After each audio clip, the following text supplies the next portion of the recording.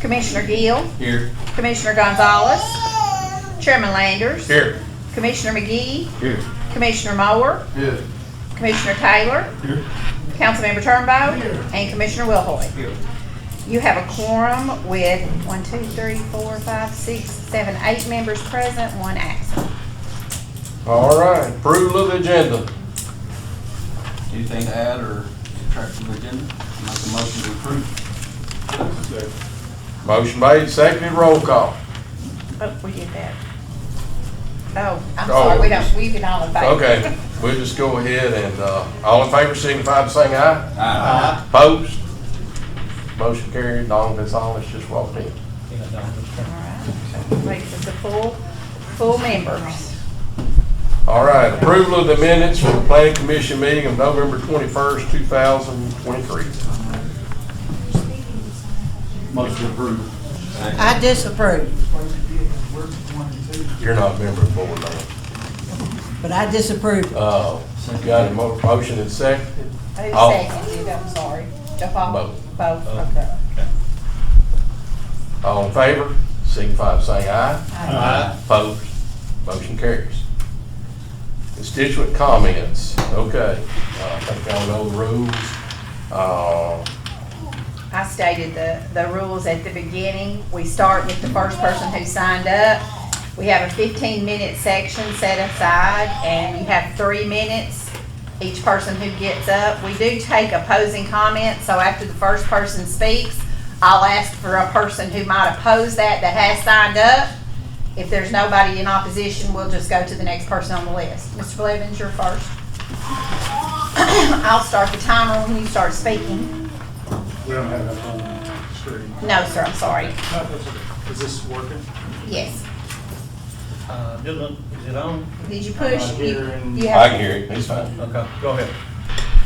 I wanted to try to record. There you go, the light There came you go. on. There you go. Good evening. My name is Josh Blevins, and I live in Union Station. We're a PUD directly to the west of the proposed Remington Farms PUD. I want to thank you to many of my neighbors who showed up tonight to speak or just observe the proceedings on this very important issue.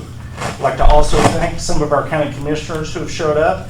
Not all of them will speak, and I wouldn't presume to put any words into their mouth, but I feel like their presence here tonight on Christmas week shows the seriousness of some of the items on the agenda this evening. I'd also like to start by commending the work and effort that went into this PUD proposal by the city staff, particularly the planning department, and the many works I know that's gone into this by the developer, Mr. Knox.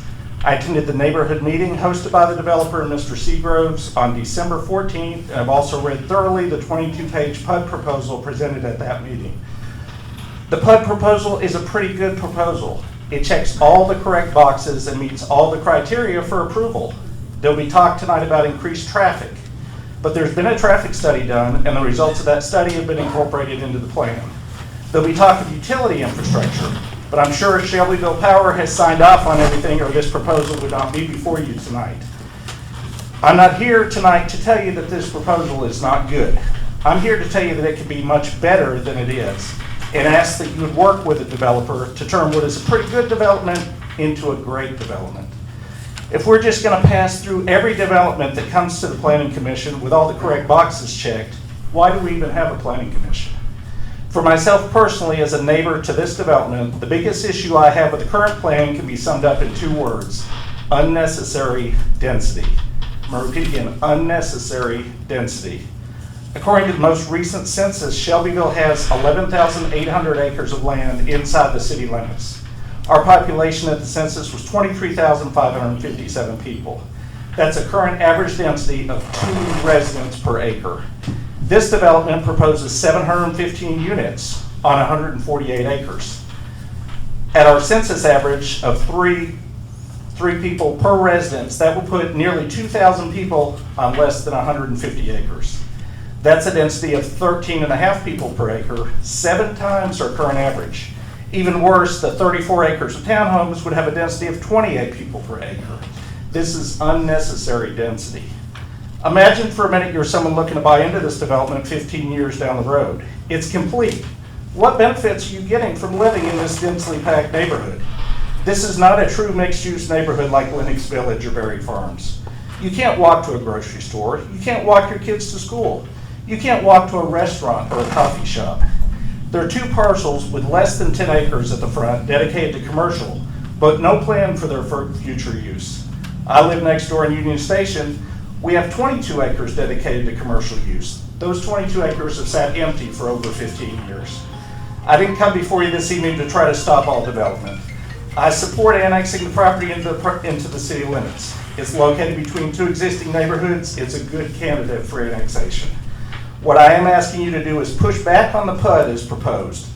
This property could be turned into a great neighborhood of single-family homes that would fit into the character and design of the surrounding neighborhoods of all these people sitting here behind me this evening. Neighborhoods like Green Hills, West Meadows, Union Station, Wheatfield, Union Heights, Garden Gate. All of these surrounding neighborhoods are single-family. Mr. Blevins, I'm gonna have to call you that your Okay. timer's gone. All right, can I just real quick on the R4?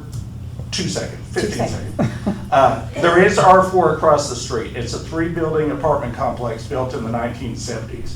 There's no other R4 on the Union Street corridor other than that particular apartment complex. And I don't want us to make a decision based on something that happened well before our current planning guidelines. Thank you for your time.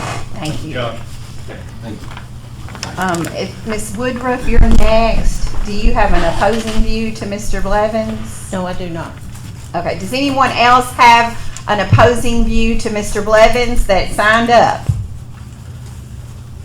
Okay, Ms. Woodruff, you can go. When you start speaking, you have 3 minutes and I'll set the timer. Mr. Blevins, I want to thank you so much for your research and your time and your work that you have done on this. It's been excellent what you've provided us with tonight. And I do agree with him 100%. The one problem that I have is with the planning board and how we have been notified.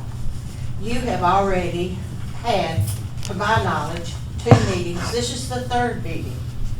And I only know of 2 people that were notified of 1 meeting, and it was after the fact. Now that's poor planning. And I think you all were here to be as a part of the planning board and send out the information as it needs to be. Am I not correct? No, no. No, you're All not. right, who said it out? it's advertised in the Times Gazette. Every meeting is. The Times Gazette, okay? No, well, it'd be the Post now. The It's Post. online, it's posted on the city Okay, webpage. now how long has all that been, it was shut down for a period of time, correct? The city, it's on the city website all the time. Okay, so, but you don't notify people within the development of what you're planning to do? and No, we don't send major- out Not notices. individual. No, we don't send out individual All right, why were notices. some As people notified? as What an meeting are you talking about? annexation, The meeting about the subdivision or something? I think that was a private meeting. That was not, that was not. this is the first public meeting. It's That was, public meeting. I think that was an information meeting for the subdivision. Go ahead. This is the first public meeting this has been. This is the first public meeting, Yes. and we're supposed to, Evidently, you knew about it, you're here. by the grapevine. Well, you're here. It's by the grapevine, which is poor planning. We don't. I think we State all, law says we have to notify it, it's on the website, it's advertised so in we're supposed print. to sit here every day and watch your website to make sure everything's Yes, being done if you wanna know right. what's going on. Wow, that's good. So we're supposed to send out itemized letters to everybody. If it affects you, Let- if it affects you, Mr. Chairman, I'll let the legal counsel answer this. Okay. one. this is supposed to be public comment. This is not a conversation between the planning commission and the public. They're allowed to tell you their thoughts. You all well know, state law does not require anyone in planning to give that level of notice. Now, we do that on rezonings. On occasion, we'll have it posted. And Wally could, at a later time in this meeting, go through and tell you what it is, but having this conversation right here is inappropriate. It's cutting into her time. thank you. Okay, go ahead. But I do oppose that this land be changed from agriculture to residential under the circumstances. Because I live in the Meadows, and it has always been a lovely, lovely neighborhood, one of the finest that's been here in Bedford County. And I don't want to see 714 developments put down that road into Cloverdale.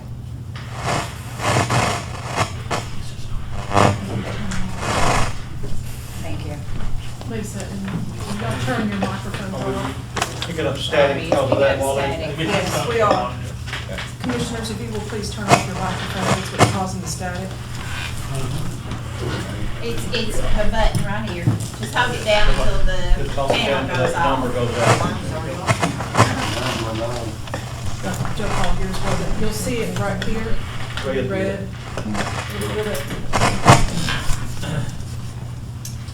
Miss Haley Epperson. Miss Epperson, you'll have 3 minutes. I'll start when you start. Yes, ma'am. My question is a lot to do with the water. I know in what's the meetings y'all have when y'all talk together on study sessions? It was brought up, we already have water issues. We're currently taking over in $7 million, and that's not counting the approved developments already as well. So this wouldn't be counting this high residential development. If it does go, I think Wally said in a month or two, it'll be brought up again, and it could be reduced to $6 million, possibly even less, which would not even meet our daily standard. I think the daily, they said even if 20 days were met at that, it still would not cover just the $6 million intake. That brings me to the question of how would this be beneficial if we can't even handle what there's now. I know prior to that, y'all said the sewage, y'all have got some plan going on with that to try to get that under control. But why are we adding on when we can't handle or make infrastructure to handle what we have? It's like we keep building and building and building. I know, like you said, we're gonna hear about the road issue. I think there's talk of a median lane or a middle turn lane. Even if that's brought in there, we had that prior on 231, and it was stop and go traffic still with just someone trying to take a left. You get in the middle lane and it was still stop and go traffic. You can barely cut across from Jennings to get over to go towards town. I cut through there all the time to see friends, family that live over there.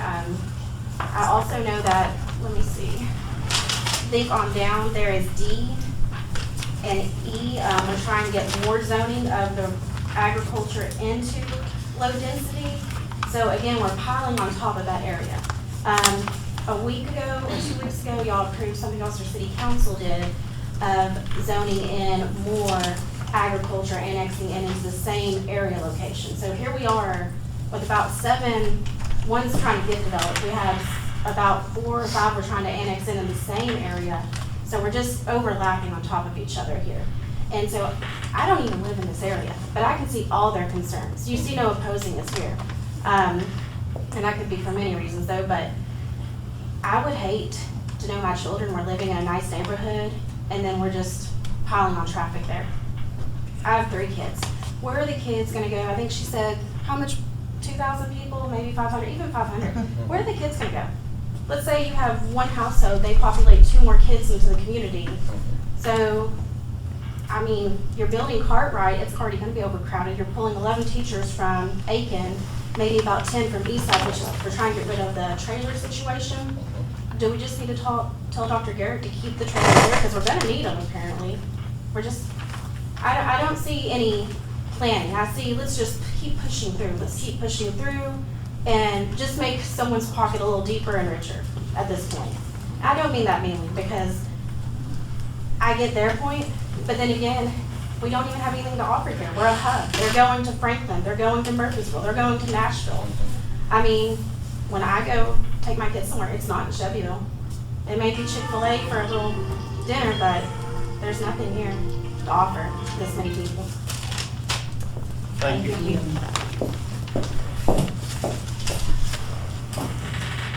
The next speaker is Desiree Marlin.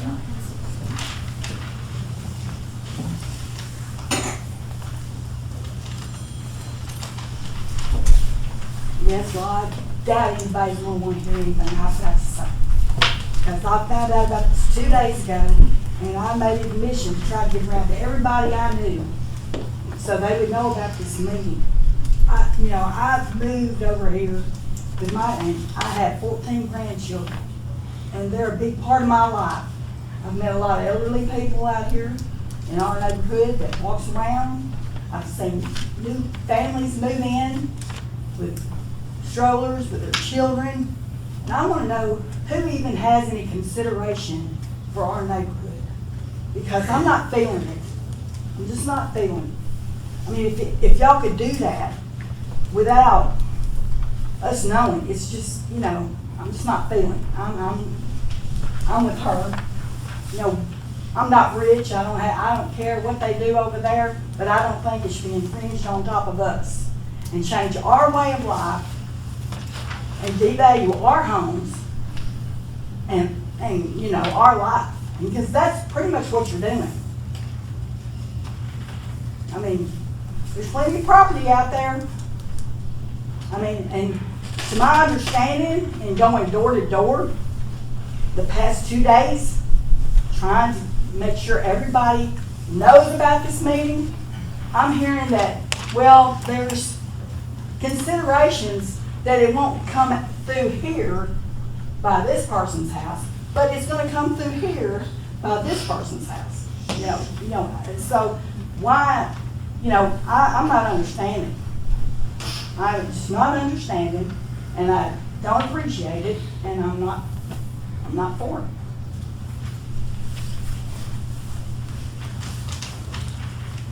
Okay,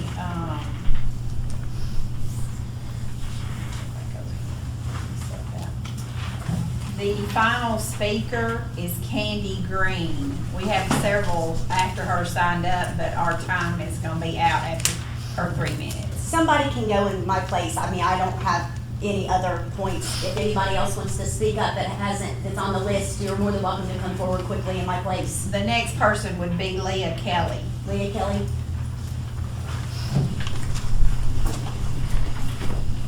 Good evening, and thank you for taking my comments. Is this on? Yes, ma'am. Okay.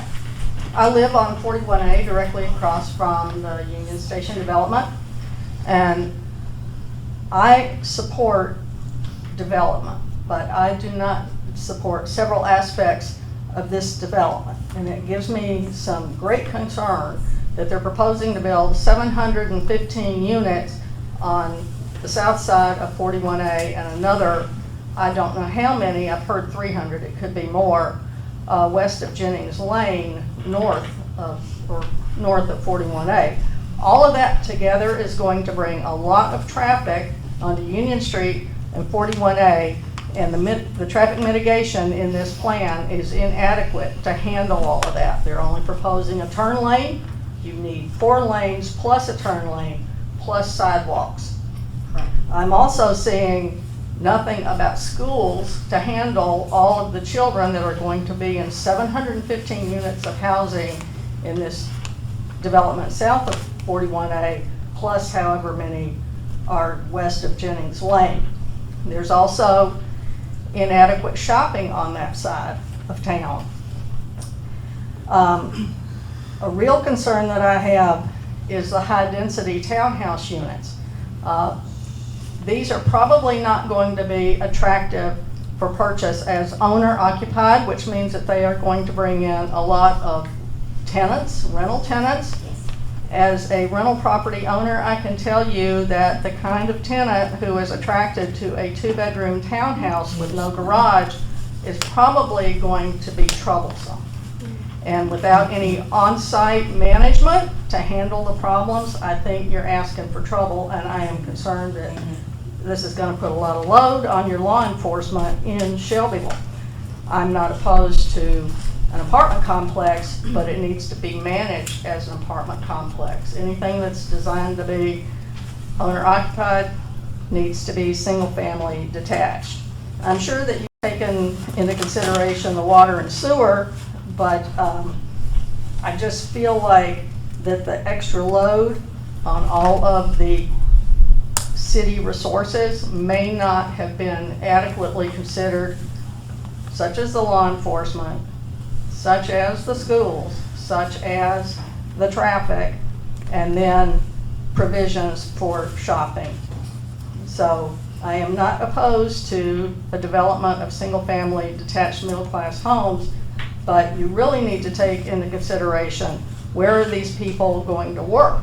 It's probably going to be north of Shelbyville, maybe the northern part of Bedford County, but more likely up in Rutherford County and Marshall County and even farther north and west. And all of that traffic is going to be coming down through the middle of Shelbyville until you get the bypass built. And how long is it going to be till they get the bypass to 41A built. I just don't think you have considered the load that this is going to put on Shelbyville's resources as they currently exist. Thank you, Ms. Kelly. Thank you.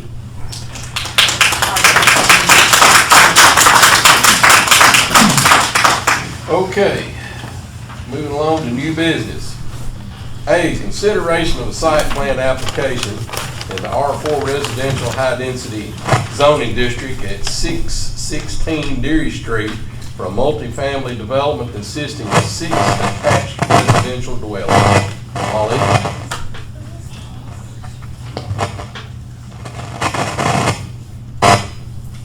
Good evening, Mr. Chair. Good evening, everyone. Turn it off while Yes, waiting for please. these. I think Yeah. it's when you touch it. Yeah, Okay. If you're not, don't touch it. Okay. if you just talk loud, maybe. Can you hear me now? Is that okay? Yes. Great. Okay. So the first item we have is the site plan, and as we see on the slide here, we're talking about this site. So if you are familiar with the gas station at the intersection of Madison and Dairy, this would be the site we're talking about. The site has already been zoned high density, I guess like more than 10 years ago. So there was an application here, and I'm gonna go back to the detail, for building 6 attached units. Sometimes we call it townhomes. So 1, 2, 3, 4, 5, and 6. Well, as you know, earlier this year, we adopted new design standards, which means that any new application for multi-family or multi-family will have to be up to the new standards. So it took us a while between the staff and the applicant to reach the application we have now, and I will show you why.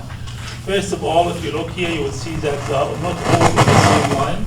Some of them are what we call in our lingo A-sit. So they're sit back, so they're not horizontal. And you will see here, when we look at the following slide, there is articulation and window on the wall here facing those sides. Also, there's minimum requirement for green space. You will see also that there's a buffer between the property line here, which will be the one for the gas station, and the townhomes, it will be a landscape buffer to make sure that there's a distance between the commercial use and the residential use. This gives you an idea of how it will look like, and again, because of our new standards, the elevation are required as part of the site plan. You will see that there's different color to distinguish between the different units. And you will see some of them are sit back, some of them are sit forward. Just to give the indication when you are there, they are not one wall. And you will see this is the one facing west. You will see that it looks like it's a door and a window, just so that it's not a blank wall. By doing that, and also there are many details in the application, they meet the minimum requirement. That's why staff would recommend approval with no condition. With that, I just would like to open the floor for any questions you have. And Rodan, you are very well versed in design, so I expect some questions from you. I'm sorry for the echo, I don't know what's going on. I did it off just for Just this. talk loud. I think he needs to get that one replaced. Yes, I It think needs so. a lot of think about it. So I will go back to this one, Donna. This is the one that actually, it will be the one how it's built. So this is not just for illustration, it's how it will look like. And this is the design of the actual site plan. You will see that for the limited mobility area, there is a door in the concrete to allow for people to come in and out.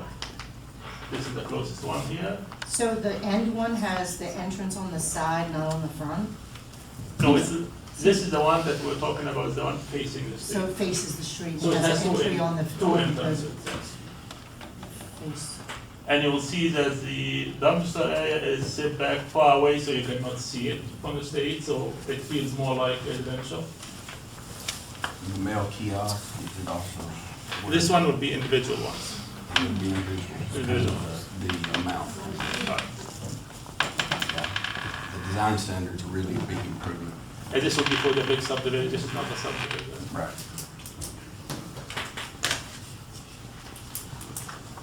Okay. Any questions? Any other questions? Not, I'll entertain a motion. Motion to approve. Second. Motion made, seconded, roll call. Commissioner McGee, Yes. Commissioner Mower, Yes.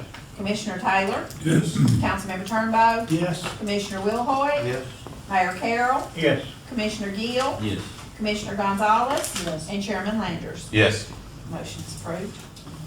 All right, B, consideration of preliminary plat in the R4 residential high-density zoning district for a property located on the south side of Madison Street to create a total of 57 residential dwellings spread across 9 townhome buildings. Mr. Chair, I would prefer not to use the mic, which has a lot of echo. Are you okay? Can you hear me now? Just, okay, that makes it way easier. So to give you a little bit of background here, you recall earlier this year, this section was a zone from C2 to high density. So now the applicant is applying for the whole site, which is the one here, which is 7.3 acres, to have a preliminary subdivision. So all of it is zoned R4, and the idea or the intent is to have 9 buildings with a total of 57 units in all of them. I don't know if it's clear enough or not. If it's not, I have some plans here for you guys.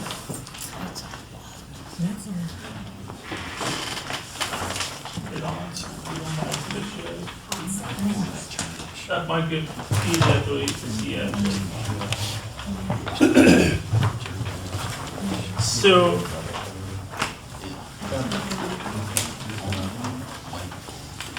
hey Chair, Mr. Chair, just let me know when I can start.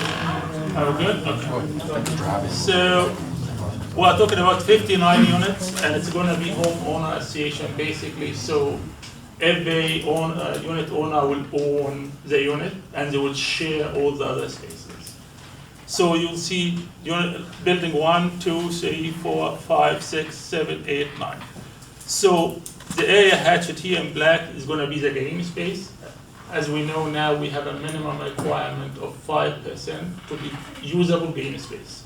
They are providing it here, all this hash area. The green space for us does not include detention ponds. It has to be usable where you can have a playground, open space, to compensate for the smallness of the units. And you will see it's overlooking Madison. There's an access here. And you will see this area here is gonna be what you were talking about, which is the main kiosk area. So they have 2 parking spaces and 1 additional one for limited mobility. You will see that each one of them is gonna have 2 parking spaces on each driveway. They meet the minimum requirements. This is adjacent to an existing, Yes, on the east, Homeowner. on the east side, yes. So, for any subdivision, we have to make sure that there's a nexus, and there's also proportionality about what is being asked for. The actual main access, I mean the street, is gonna be private, so city is not taking over any land relation.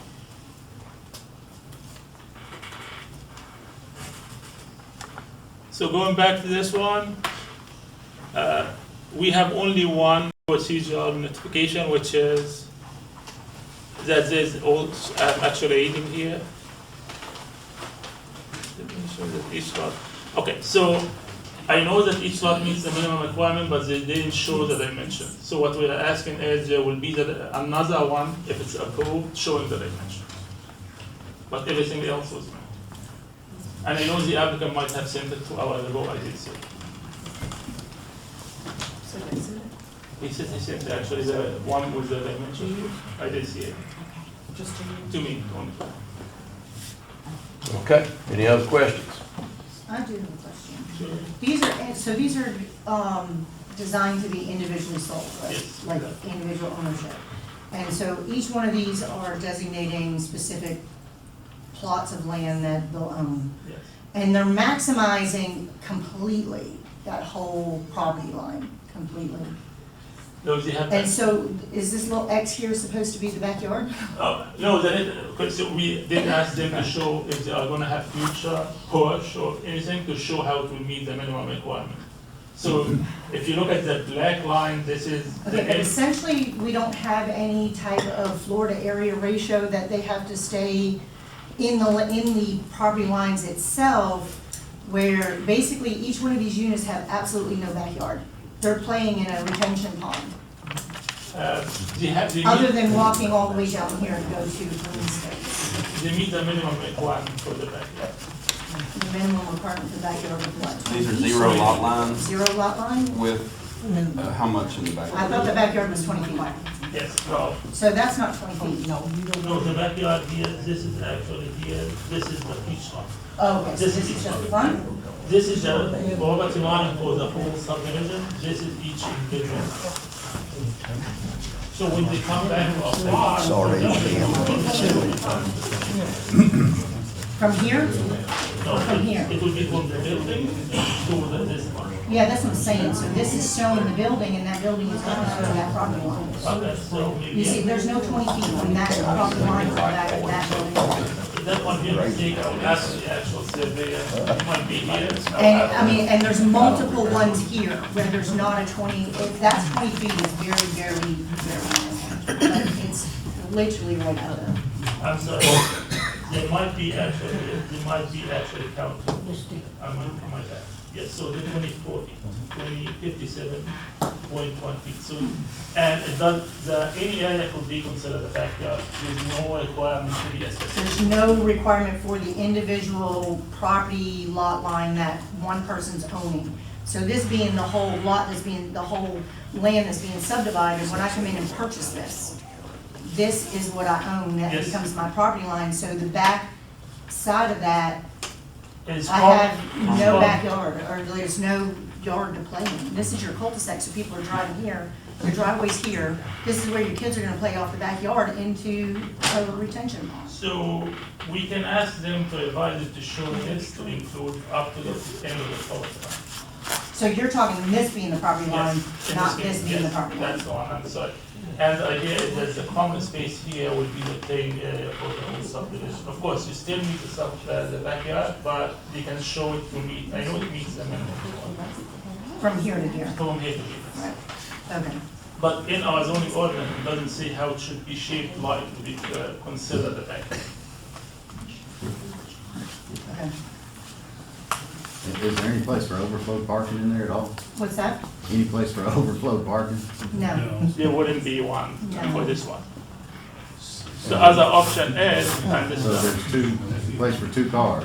And you got For two two cars, spots they for- have and you've two got cars per three unit. spots for Okay, the yeah. kiosk. and this because if it's multi-family and not subdivided out, they would have to have minimum 18% for visitors parking. But because this is individually owned, there's no minimum requirement. Street for the cars. And again, this is gonna be a private state, it's not gonna be public. Yes, and so each unit has two spots. Oh. That makes No sense. guests, just you and your kid. That's it, the car. No yard, no gas. And I know guys, when we talk about this, just let me be clear, we talk about the existing regulation. As long as we don't have it, we cannot ask more than what we have. I know, I was just Right. asking.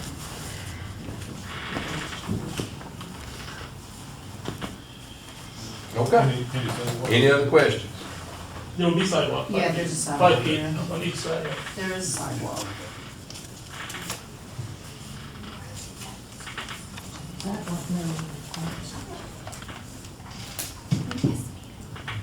And you know, this side of Madison doesn't have a sidewalk. Otherwise, it would have to tie into it, but it ends here. However, in the future, potentially, we can apply for funding for all Madison. We're actually doing it anyway.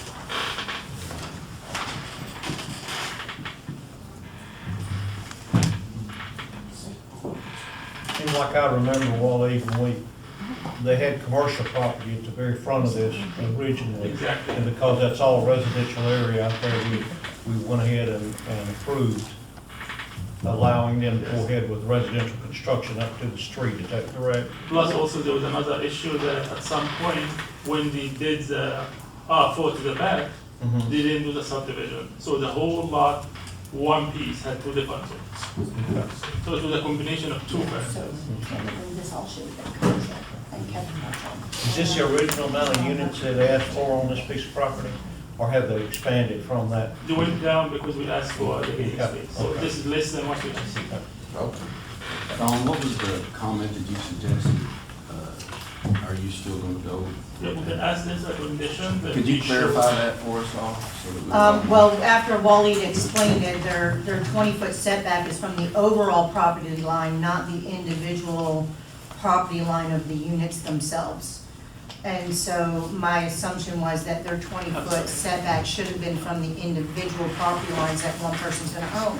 Because I own my lot and I can't go up to a 0 lot line on my lot regardless. So they're doing the 20-foot setback from the overall property line versus the property line that one individual's gonna own. And it should, my assumption would be that the 20-foot setback should be from the individual property line that I'm gonna be purchasing and owning versus the overall lot line. But when you consider that they're taking this as a building, so this is one building, that building has a minimum setback from the overall property line of 20 feet. And then they're building the units from there, and then as it basically is essentially considered a condo unit. Although it's not a multi-story condo unit, it's a townhome unit. And so the concept is a little different. So once Wally explained that, it came a little clearer that they're setting back from that overall property line. I just am concerned that again, that minimum screen space doesn't really give children much. And, I mean, you're cramming on these buildings back to back on a lot. You've got a lot of multi-family. I would like to hear the legal interpretation of the 20-foot. You know, guys, She's here. Why can't she provide the legal interpretation? I told you that this has been going on for Right. half a year, and it's less than what it used to be. Right. That's just professional staff recommendation. You can ask for whatever you want. Well, we can't ask for anything that's not written in our bylaws, so that's the problem. That's Without one. bylaws, you don't really have any leg to stand on to stop something from coming in. I can tell you it meets all the requirements of the zoning ordinance and the subdivision regulation at this stage. Okay, any other questions? I'll entertain a motion one way or another.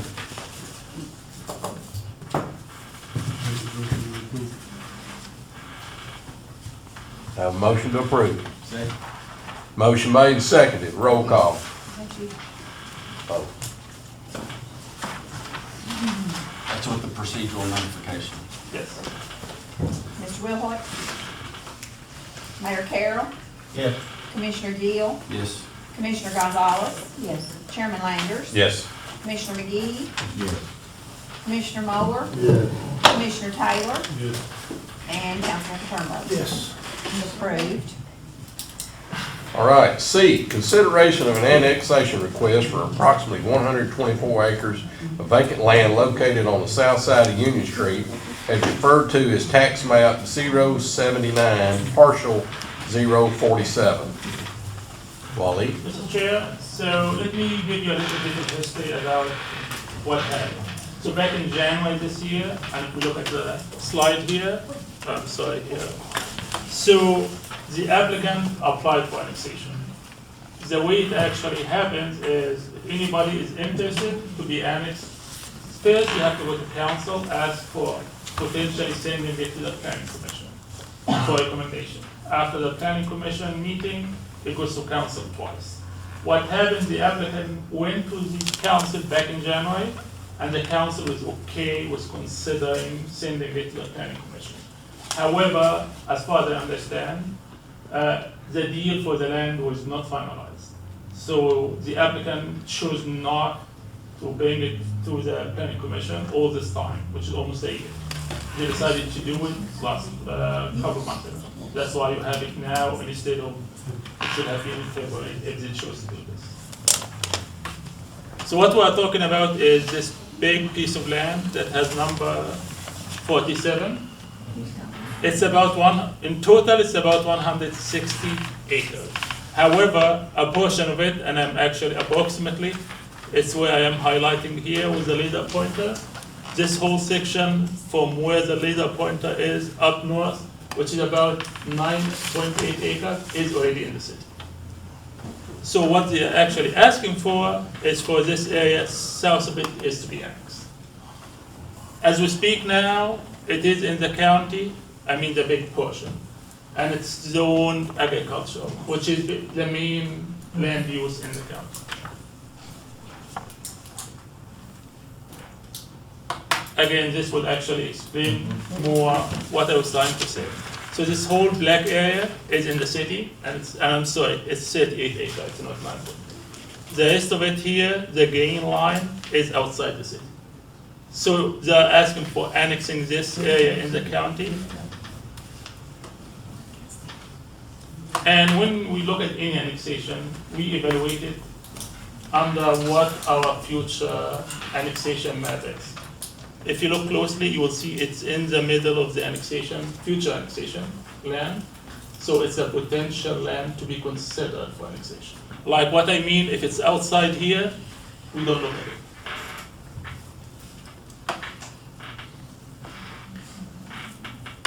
And when we look at annexation, also we look at future land use map, which is in our comprehensive plan. You will see that this was considered all along. You will see it was meant for mixed use. It's under a character called Union State, which is calling for commercial along Union and mixed use behind it. And I can slow down if you have any questions here. As part of the annexation, and you might be aware of it, there has been a lot of discussion over a year between Shelbyville Power and the applicant. We got this letter.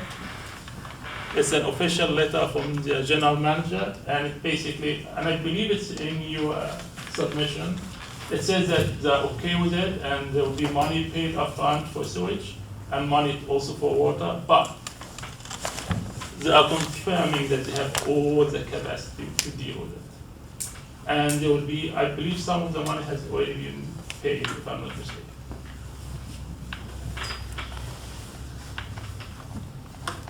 And this is actually the part, so I want to separate between the two. So what will happen now, because they came late for the annexation, we are having the application for annexation now, and the following item is actually going to be the part. So depending on what you guys decide, assuming you decide to have a favorable recommendation to council, then it makes sense also to look at the part. But if you guys feel, oh, we shouldn't look at it, we can discuss. But in terms of annexation requirement, they basically check all the boxes. And then annexation, just so I'm clear, it will defer if it is voted by this body and voted to the council. Yes. It will defer to R1 if there's no other action taken on it. Absolutely. So that's the automatic action. If you annex it and you don't oppose the part, it will be the automatic one, which is R1. Okay. Any other questions? Last thing maybe I should add, during the comprehensive plan, which took a long time, as you know, this has always been part of the comprehensive plan, even before I came in, the whole site. And with a portion of the subject already being in the city.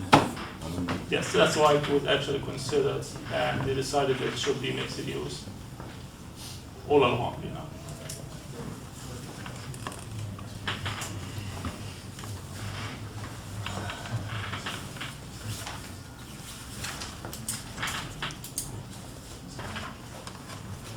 Any motion?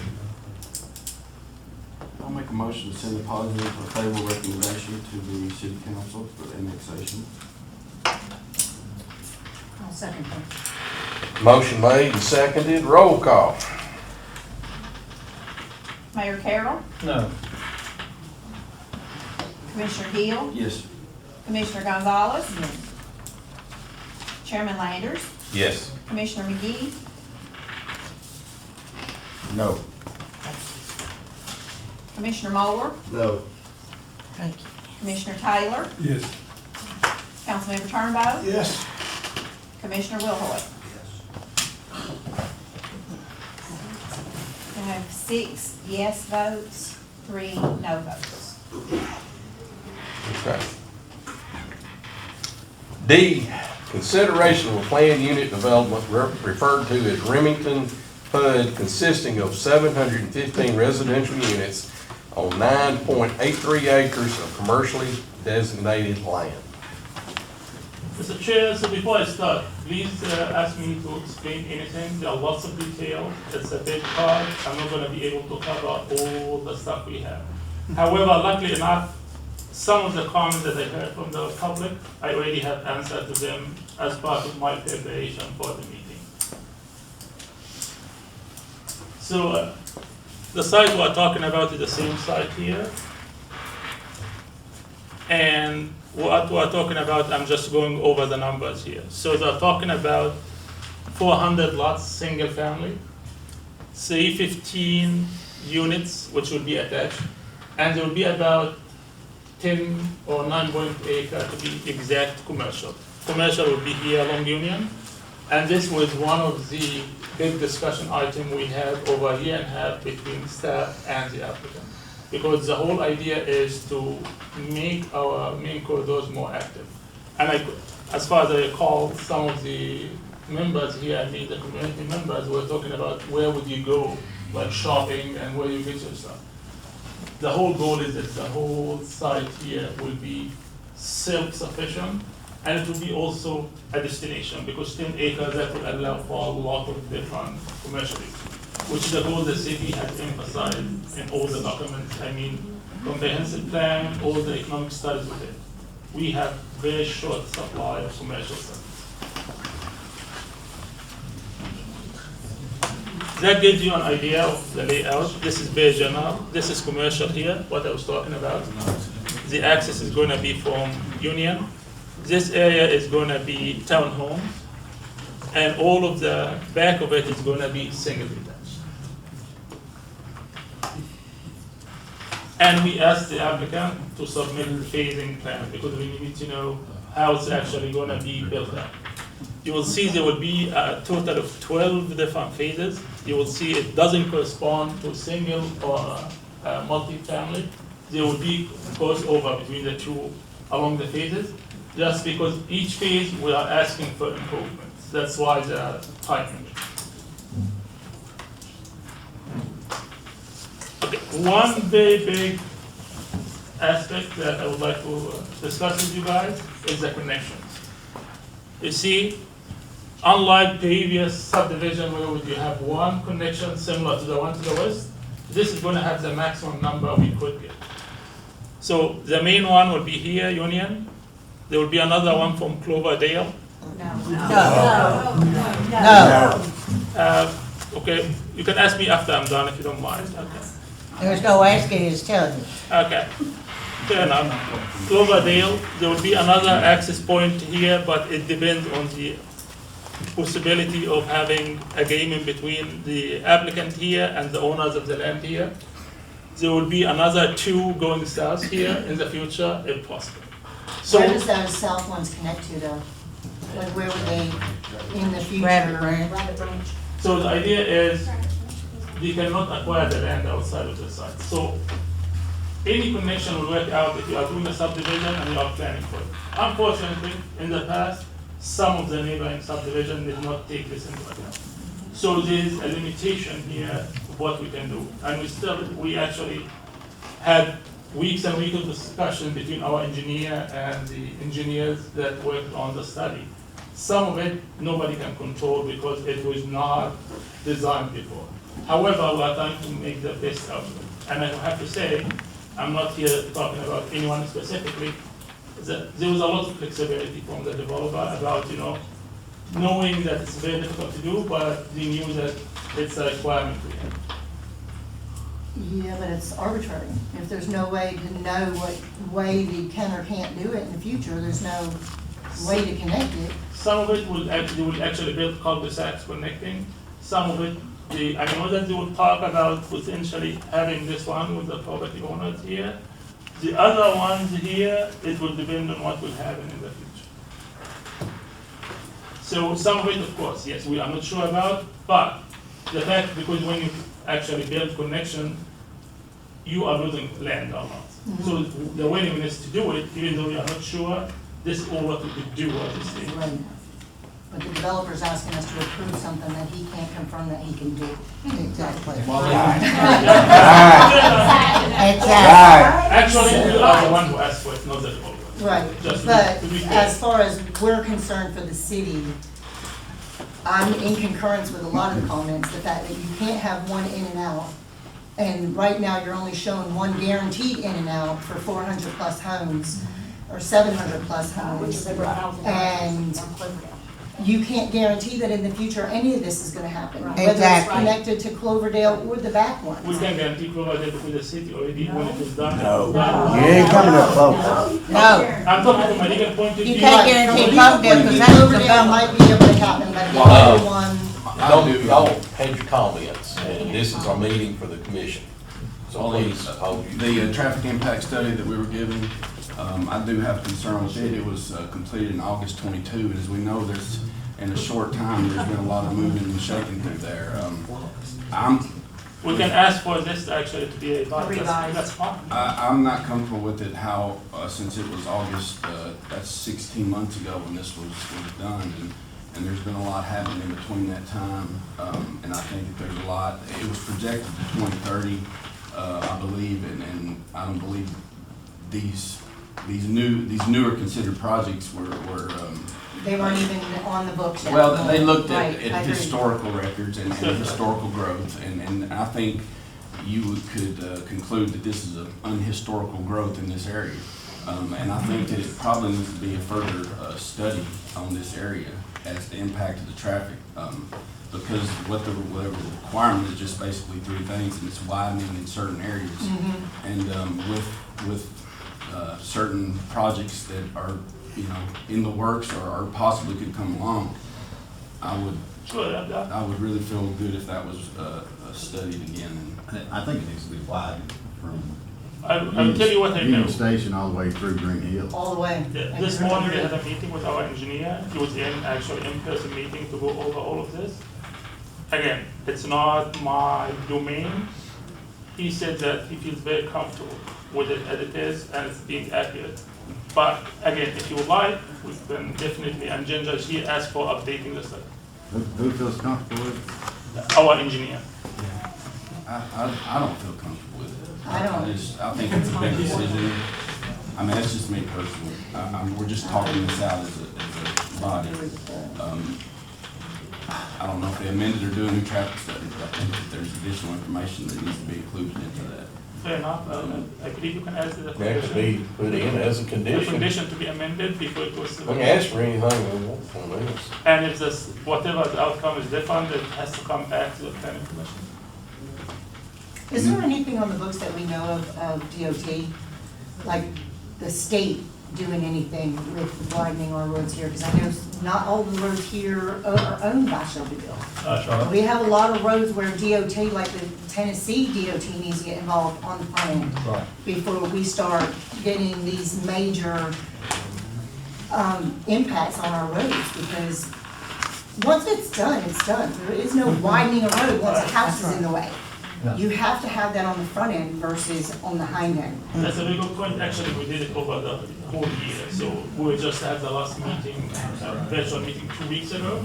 TDOT is not looking at widening anything in the near future. And as far as the study goes, they're okay with it and all the recommendation. So we have the approval. I agree, but I don't want to become Shelbyville where we have to put a moratorium on development just because we didn't think ahead of time. And that's what happened in Mount Juliet. So Mount Juliet had to put a moratorium on development because they started letting the developers come in and boom, boom, boom, boom, and suddenly they're like, oh, we thought we can handle it and now we can't. So we need to make sure that we're on the front end with that and getting the development happening on the infrastructure first before we go arbitrarily approving major developments coming through that we assume we can handle, but we don't know because we haven't been there yet. This is new to everybody here in Shelbyville, and the growth is astronomical. Murfreesboro thought about it on the front end. They had their infrastructure built first. They built their roads first, they had the subdivisions done first, and then the development started, then the malls started coming, then the housing started coming. They did their infrastructure first. Mount Juliet didn't. Mount Juliet just let it come, and then they were stuck. And they had to put a moratorium on the development. And I know you weren't here in Tennessee at the time, so I'm just kind of giving you a little history, but I don't want to become Mount Juliet. So, if I understood you correctly, and correct me if I'm mistaken, what we're talking about, potentially a condition to amend or update the study, and if the outcome is different from what you guys have seen, it comes back to you, it will go directly to the council. Am I correct? Or are you asking to defer? I'm asking to I defer think this defer. approval. Defer. They're asking you to defer. Okay. I think I'll be more comfortable with the deferment now. I'm not sure of our timetable on You that. can do it next month. Would It that will be de- feasible? It will depend on the engineer being able to do it. Then you can ask them to agree. We have to ask the applicant to agree, otherwise, if you defer it just by decision, they only have a month. Am I correct? Yeah. In 30 days. So does the applicant agree? I And is the applicant present? I believe he's here. Give me a second here, if you don't mind. Get crowd. Is Steve here?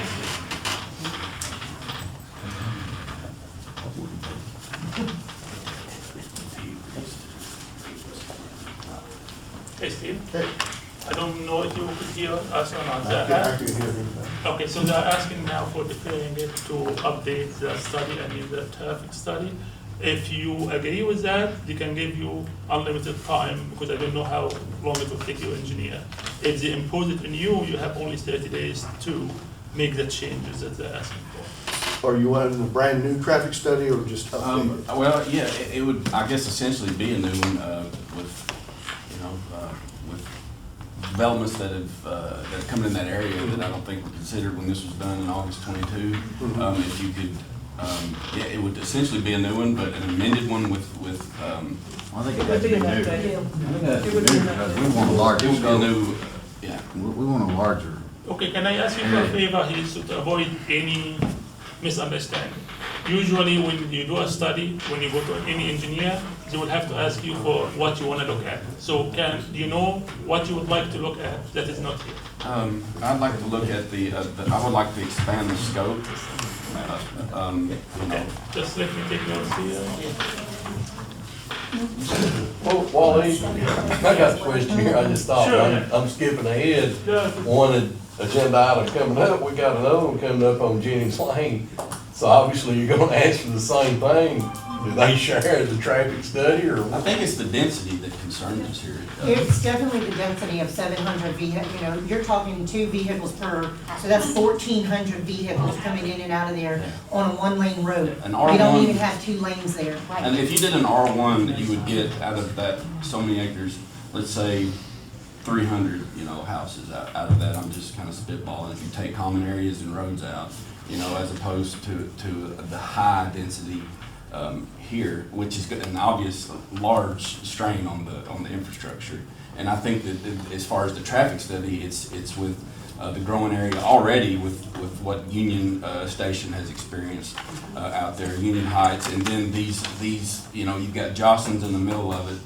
You've got a couple proposed projects. We'd like for those projects to be addressed, or those proposed projects to be addressed, and to see how that would impact that if all those were approved, or if they If weren't. it all come to fruition, it's gonna be a nightmare.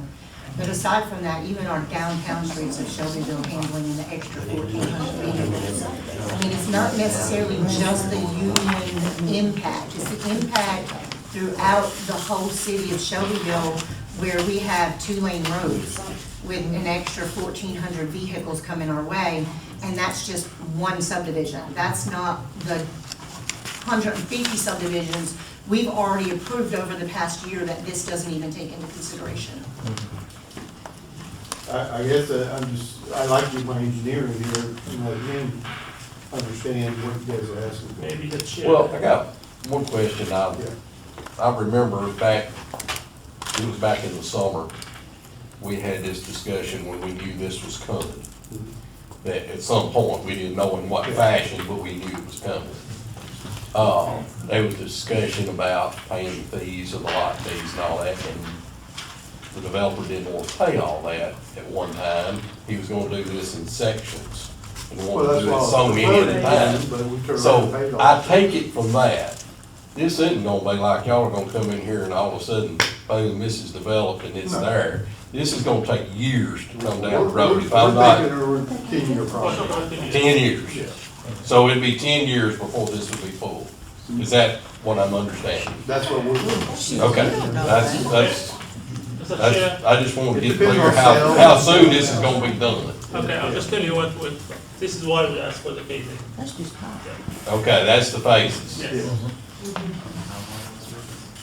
So they're numbered as, Yes. which would go first.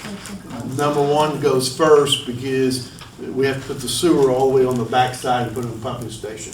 So that's why we come off the main road and did a road all the way to the rear and did lots on both sides. Will the townhouses be concurrent with the phases there? We will do a phase one concurrent with phase one of the single family. How many That is doesn't it? mean going forward that they will Correct, be. correct. How many is in phase one? It's, you actually add 61 plus 64, so 125. Okay. How much of the acreage is commercial for this to be proposed to be self-sufficient? Is the It's not commercial, some acres. I'm sorry, So 9 acres commercial. 9 acres. Townhouses and then one is in purple. Just we, usually we make it about over 100. How that's to be self-sufficient. Grocery store. Well, do you anticipate an acre? It's not. Yeah. 9 acres is- Okay. So, you say you want to ask your engineer something, is he here or? Yeah. Here. Hold on. He can answer traffic study.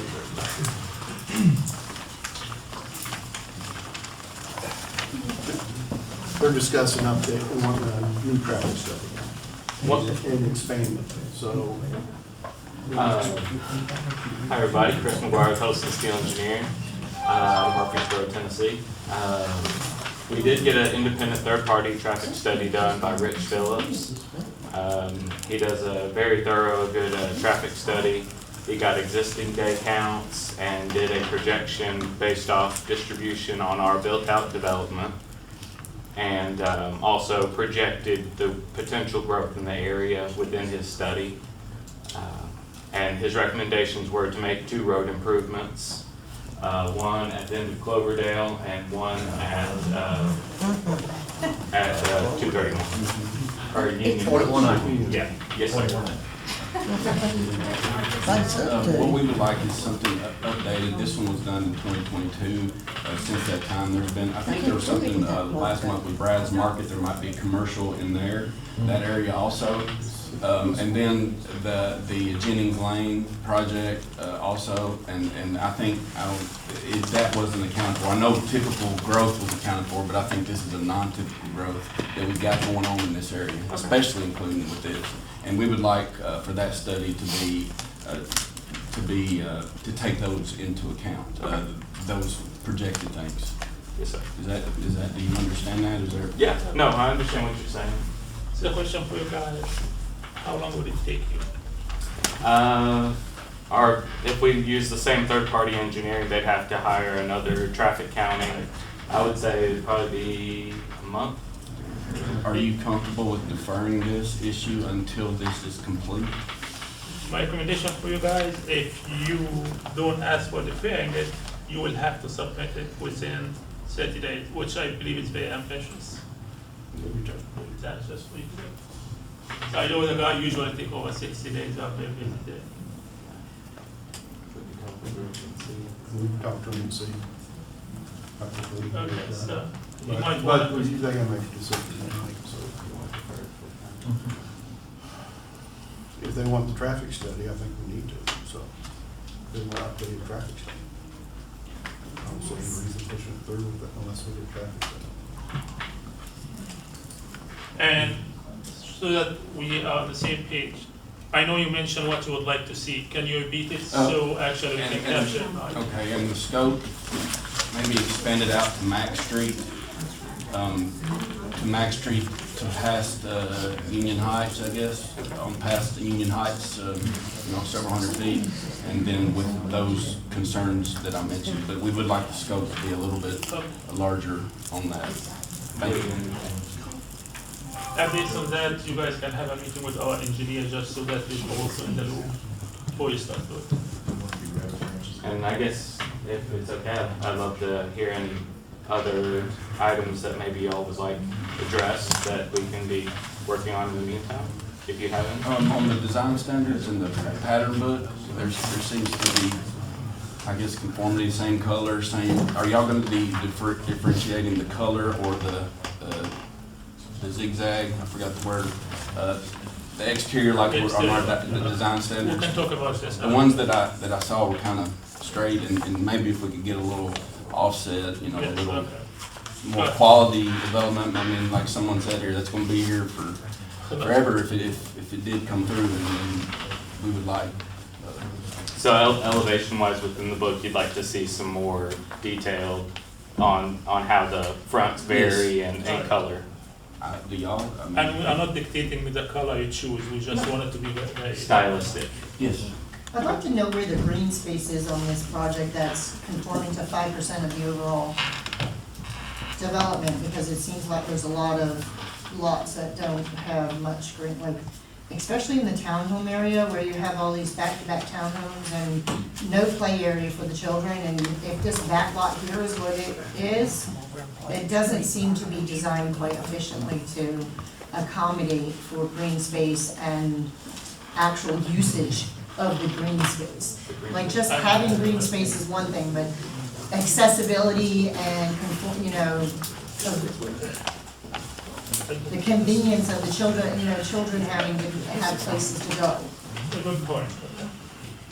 Actually, we had a lot of discussion about it, and I know the applicant was hesitant about moving into the center area, but we can talk about it. I mean, I wouldn't necessarily move it to the center, because I think a development like this needs more than one central play place.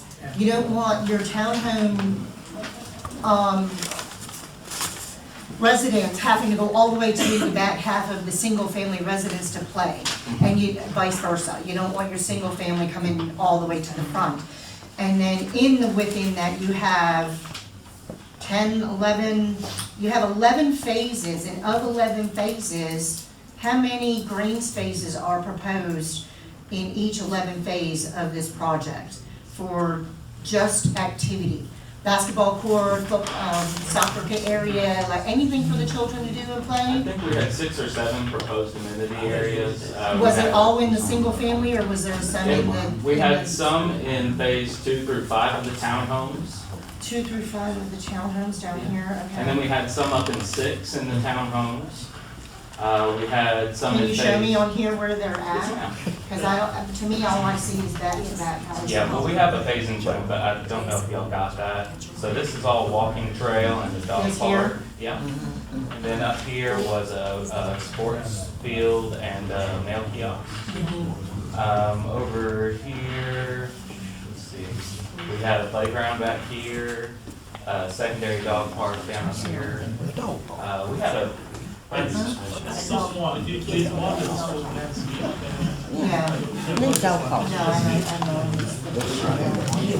So this is the mail, one more question. If this is the mail kiosk back here, what is this, the road that goes down here? And this mail kiosk and a little playground there? We would rather want to be here, this one is just for what is gonna be built in which phase. So this focus only on the buildings, not the green space. No, this is focusing on the specific phasing. Okay. Any more questions for the applicant, guys? So traffic studies basically it. Bo had a few comments on the design. Other than that, We need to make a motion for this, or if we good with the agreement, He can agree to a waive, it's actually 60 days, I looked it in there. Yeah. 60 days from tonight to make your decision, but they can agree to waive that, Okay. bring it back, but he needs to send that to you in writing. Okay, good traffic study. Thank you. Thank you. Thanks, guys.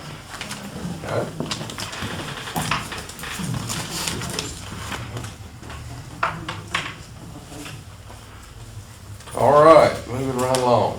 E, consideration of rezoning request from the county's agriculture and forestry zoning district to the residential low-density R2 zoning district for a 48.73 acre parcel on the north side of Union Street, west of Jennings Lane. Chair, so this one is not new to you, you have seen it a couple of times before. So we're talking about 48.7 acres. This one is going through the annexation process, but now we are talking about zoning.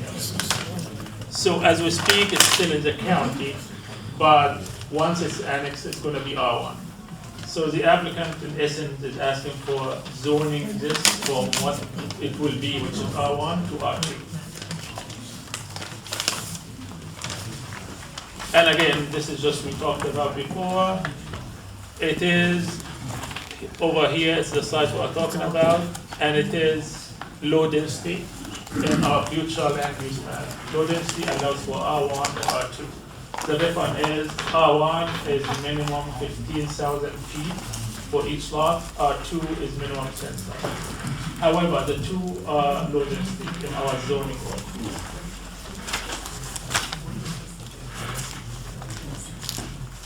Again, this is what the concepts that we have seen for the future subdivision.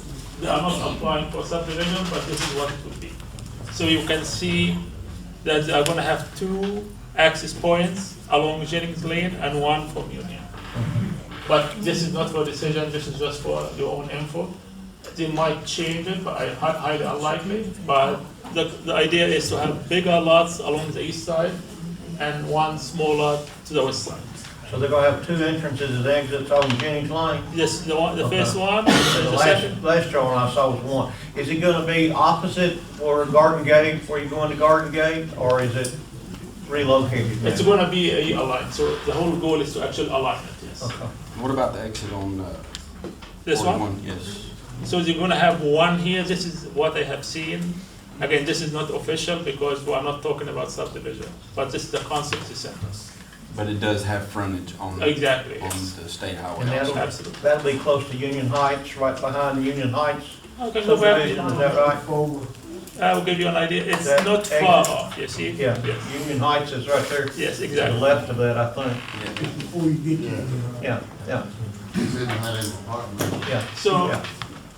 again, this is only zoning, so as a subdivision, most likely, if assuming a zoning and annexation are approved, most likely they will have to do their own study, I mean their own traffic study. But we don't ask for it at the zoning stage. Because zoning stage is more like conceptual one, and the details come from the subdivision stage. Is the Garden Gate, is that R1 across the street? Talking about this one, yes, I believe so. And again, that's why the concept they have shown us, if I go back,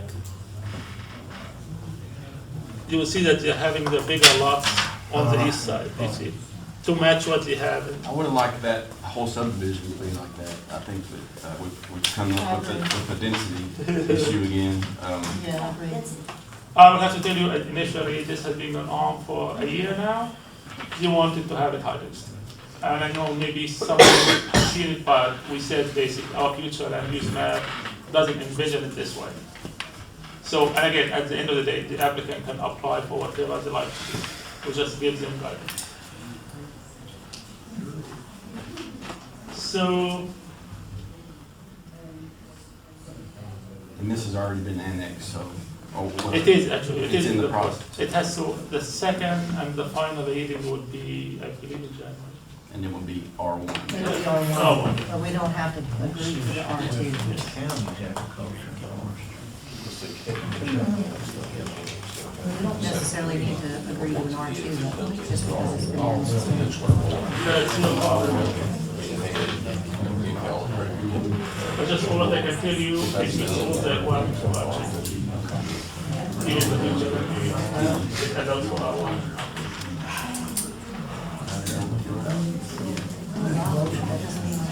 No, you don't have to. Any other questions for Wally? I just messaged her a minute ago. She said it's really good. And I was like, thanks. All right, I'll entertain a motion one way or another. electric. That's what it should be. Motion made to approve, second. Anybody?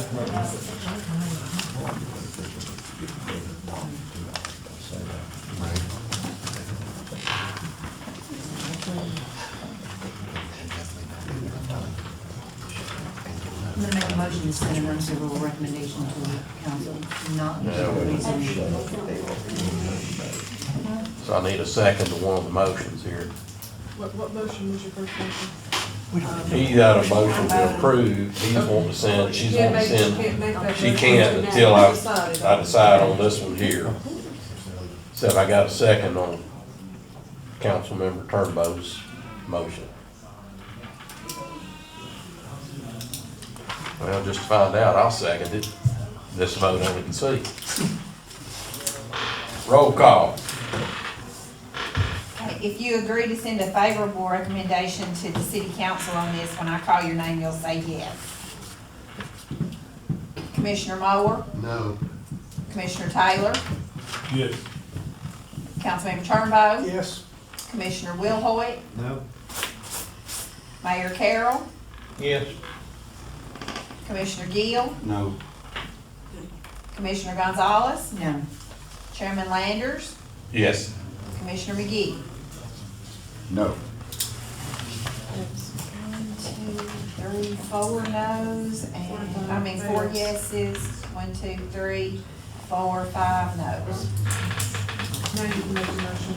I'm gonna make a motion to send an unfavorable recommendation to the city council. All right, I have a motion for an unfavorable recommendation.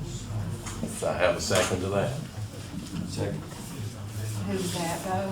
Vote. You guys speak up tonight. I know, Yeah. I got to see. Okay, again, this is an unfavorable recommendation to the city council. When I call your name, if you agree unfavorable, you will say yes. Mayor Carroll, Yes.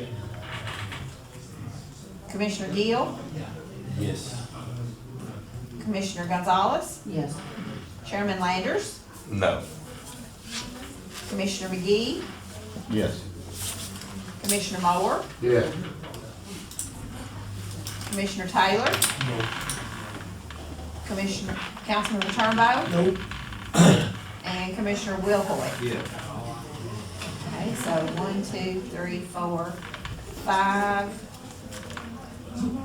6 yeses, 3 noes.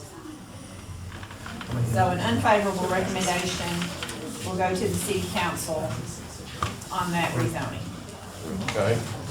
All right. Consideration of rezoning request from the county's agriculture and forestry zoning district to the residential low-density R2 zoning district for an 18.19 acre parcel on the north side of Union Street, west of Jennings Lane.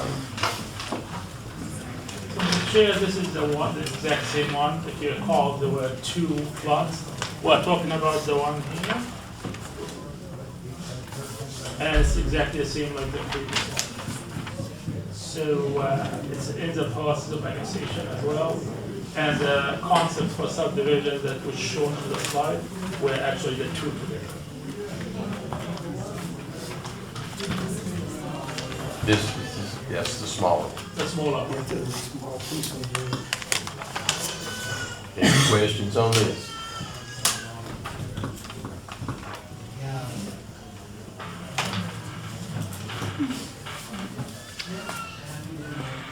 Okay, I'll entertain a motion.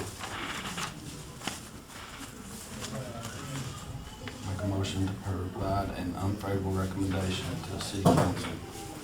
I'll second that. Motion made and seconded for an unfavorable recommendation. Roll call. When I call your name, if you agree unfavorable recommendation, you will say yes. Commissioner Gill, Yes. Commissioner Gonzalez. Yes. Chairman Landers, No. Commissioner McGee, Yes.